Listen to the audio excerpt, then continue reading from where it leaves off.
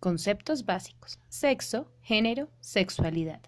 Algunos conceptos básicos que permiten analizar la situación de las mujeres en nuestras sociedades son el sexo, el género, el sistema sexo-género y la sexualidad. Estos conceptos sirven como unas gafas o lentes a través de los cuales podemos interpretar el mundo de una manera diferente. Las transformaciones de los conceptos. Antes de iniciar, es importante que tengamos en cuenta que los conceptos no son estables o estáticos, sino que se transforman a lo largo de la historia. Todas las definiciones tienen una historia. Lo que en el pasado significó una cosa, en el futuro puede significar otra muy distinta, incluso contraria. Un ejemplo de esto son las diferentes formas en que se representó en el arte a las mujeres. En las imágenes vemos que diferentes artistas representan a las mujeres de formas distintas. Aunque todas las pinturas muestran a las mujeres, todas son versiones diferentes de ellas. ¿Por qué son importantes los conceptos sexo, género y sexualidad?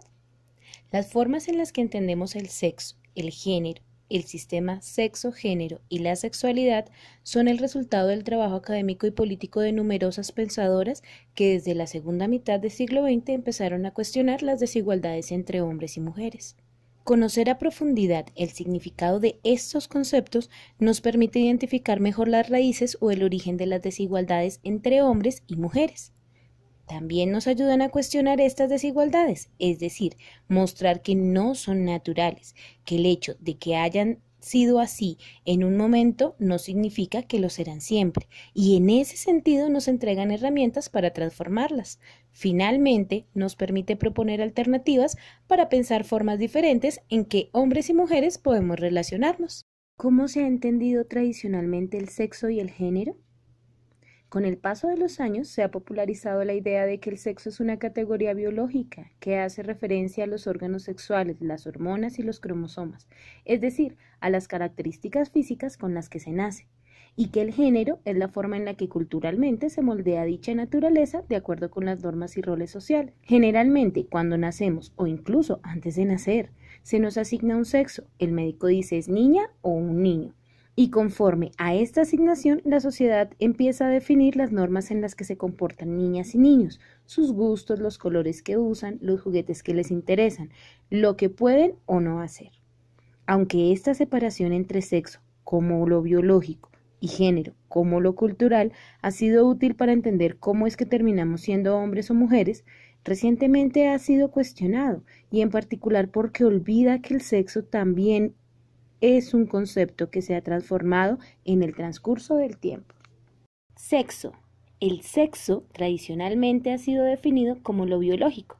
Vemos que las definiciones tomadas de la RAE hacen referencia a condiciones orgánicas, a personas que tienen un mismo sexo, a los órganos sexuales y a la actividad sexual.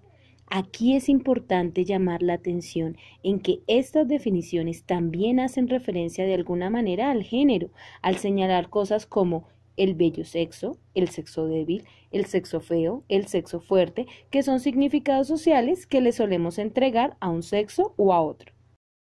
De esta manera, a pesar que durante varias décadas hemos definido el sexo como lo natural, diferentes perspectivas han llamado la atención sobre el hecho de que el sexo es también una construcción social, en el sentido en que no siempre hemos pensado ni entendido el sexo de la misma manera.